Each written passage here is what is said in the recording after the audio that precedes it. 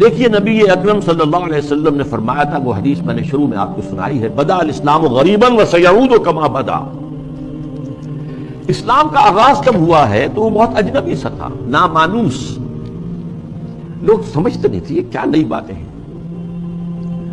پھر اس کے بعد اسلام کے غلبے کا دور آ گیا، جب غالب ہو جائے تو سبھی دوست بن جاتے ہیں، جو بھی طاقتور ہے اس کو سبھی دوست ہیں، لہذا بہت سب لوگ جو ہے اس کا علم دے کر کھڑے ہو گئے۔ لیکن ان قریب اسلام غریب ہو جائے گا، پھر اجنبی ہو جائے گا۔ تو جو لوگ اسلام کی اجنبیت میں اس کا ساتھ دیں اور خود بھی اجنبی ہو جائیں، ان کے لیے مبارکباد ہے، تہنیت ہے کہ وہ زمانے کا ساتھ نہ دیں، اسلام کا ساتھ دیں۔ چاہے کہا جائے کہ یہ بڑے فنڈامنٹلسٹ ہیں، یہ بڑے کٹھ ملا ہیں، یہ بڑے دقیانوسی ہیں، یہ بڑے تنگ نظر ہیں، یہ بڑے رجت پسند ہیں، جو چاہے کہیں، لیکن جو اسلام کے ساتھ چمٹے رہیں گے ان کے لیے فطوبیٰ للغرباء۔ اب اس کا تاریخی تجزیہ کیا ہے؟ دیکھیے، اسلام پر اجنبیت کا پہلا پردہ یا پہلا سایہ تو پڑ گیا خلافت راشدہ کے فوراً بعد۔ حکومت و ریاست کے میدان میں امرہم شورا بینہم کے بعد ختم ہوئی اور ملوکیت، شہنشاہیت کا آغاز ہو گیا۔ اب اس کی تفصیل میں اس وقت نہیں جاؤں گا۔ بنو امیہ، بنو عباس، پھر اس کے بعد جو بادشاہتیں بنی، مغلوں کی حکومت، صفویوں کی حکومت، ترکوں کی حکومت ہے، یہ تھی، یہ وہاں پر وہ خلافت کی بنیادی بات ہے، یہ نہیں تھی کہ چنو اپنے میں سے بہترین کو اور پھر اس کا حوالے کرو۔ ان اللہ یامرکم ان تؤدوا الامانات الی اہلھا، جو اہل ہو ان کے ذمہ داریاں جو ہیں ان کے ذمہ لگاؤ، اس کو ختم کر دیا۔ اب جس کی لاٹھی اس کی بھینس، بنی امیہ کی طاقت زیادہ ہے، عصبیت شدید ہے، لہذا وہ آئے، انہوں نے حکومت قائم کر لی۔ تو یہ پہلا دور تھا اجنبیت کا، پہلا پردہ پڑا اسلام پر۔ دوسرا پردہ کچھ عرصے کے بعد جب ملوکیت نے خوب پنجے گاڑ لیے، مضبوطی ہو گئی اور ملوکیت شہنشاہیت میں تبدیل ہو گئی، یہ دور بنو عباس ہے۔ اس میں معیشت کے میدان میں بھی آ گیا معاملہ۔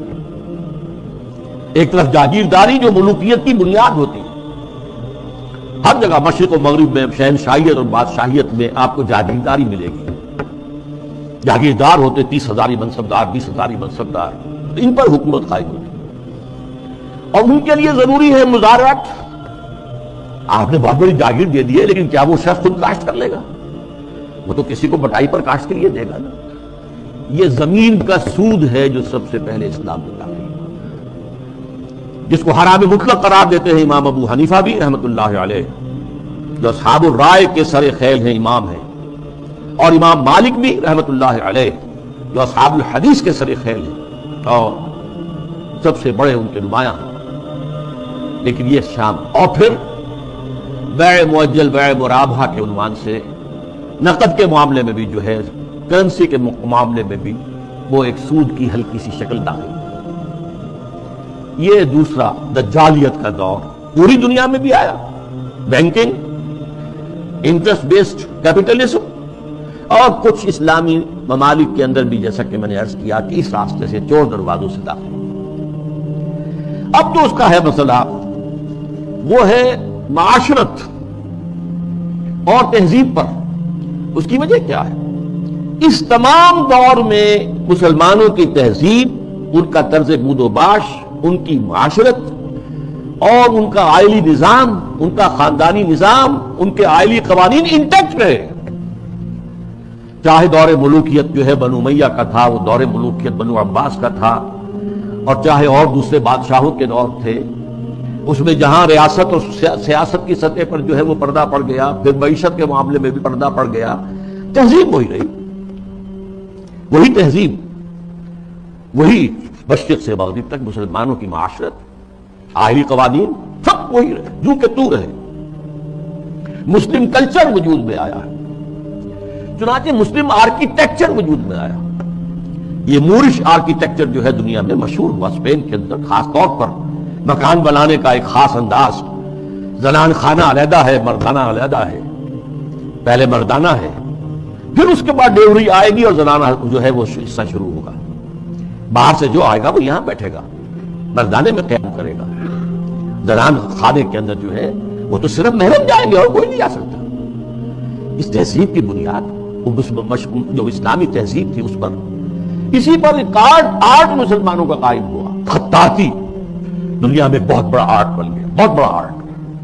ہاتھ سے، منہ قلم سے جو آرٹ پیدا کیا وہ خطاطی کی شکل میں آیا، یا عام بظاہر فطرت کی نقاشی.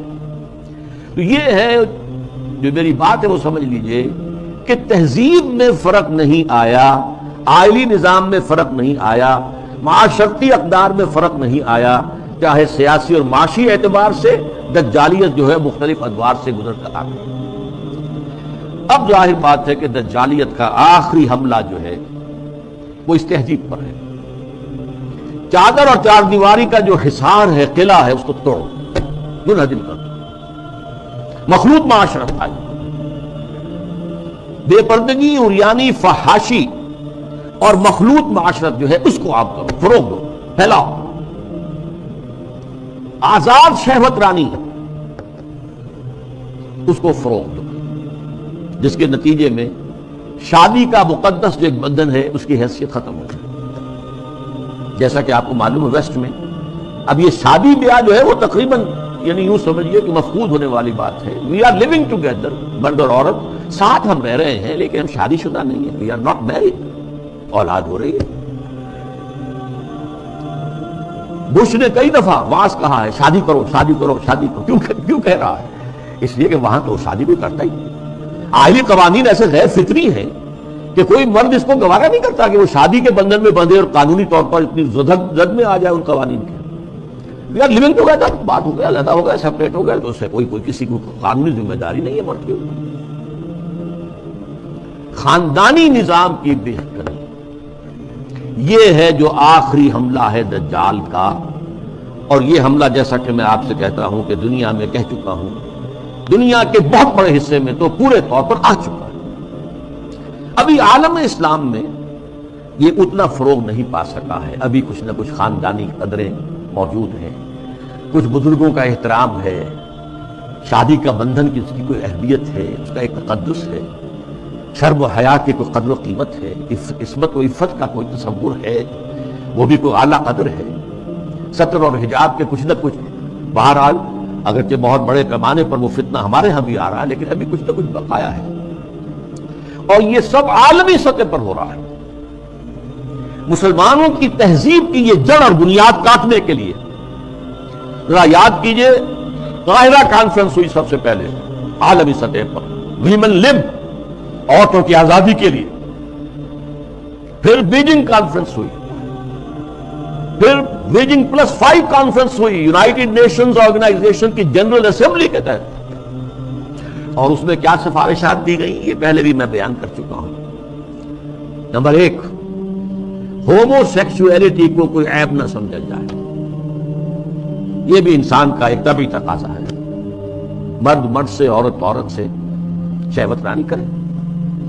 یہاں تک کہ مرد اور مرد کی شادی اور عورت کی شادی ہے. ایک مرد جو ہے وہ شوہر ہے، دوسرا مرد بیوی ہے. ایک عورت شوہر کے درجے میں ہے، دوسری عورت بیوی کے درجے میں.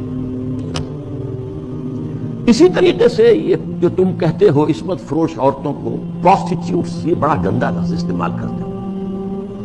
ان کو اس کو بھی اس کا احترام ہونا چاہیے. وہ بھی ایک پیشہ ہے، ایک محنت ہے. لہذا انہیں کہو سیکس ورکرز، محنت کش، جنس کی بنیاد پر محنت کرنے والیاں. آخر کوئی شخص مزدور کام کر رہا ہے، وہ اپنے جو مسل پاور ہے اسے استعمال کر رہا ہے اور پیسہ کما رہا ہے. ایک عورت نے اپنے جسم کے ایک اور حصے کو استعمال کیا ہے اور پیسے کما رہی ہے. تمہیں کیا اعتراض ہے؟ کیوں حقارت کی نگاہ سے دیکھتے؟ پھر مرد اور عورت ہر اعتبار سے برابر شانہ بہ شانہ. وراثت میں برابر کا حصہ، یہ کیا ہے؟ عورت کا حصہ آدھا مرد سے. یہ کیا گواہی عورت کی آدھی مرد سے؟ کیا تو کی برابر. اور عورت اگر شادی کر کے تمہارے گھر میں آباد ہو جاتی ہے تو اگر وہ گھر کا کام کاج کرے گی تو اجرت لے گی اس پر، اس کو حق حاصل ہے. اور اسی طریقے سے اگر وہ پریگننسی کی مصیبت جھیلتی ہے اور چائلڈ برتھ کی تکلیف اس پر بھی اجرت طلب کر سکتی ہے شوہر سے. اور نمبر 3، اگر ہم بستری کے لیے مرد جو ہے اصرار کرے جبکہ عورت انکار کر رہی ہو تو اس کو بھی ریپ کہا جائے گا، زنا بالجبر کہا جائے گا، میریٹل ریپ، یہ شادی کے اندر بھی ریپ کا تصور ہے۔ یہ ہیں وہ چیزیں جو آج عالمی سطح پر بے پردگی، فحاشی، یہ تو یوں سمجھیے کہ اب بڑی پیچھے رہ گئی باتیں جو میں نے باتیں آپ کو بتائی ہیں، یہ یونائٹڈ نیشنز کی جنرل اسمبلی کی سفارش ہے۔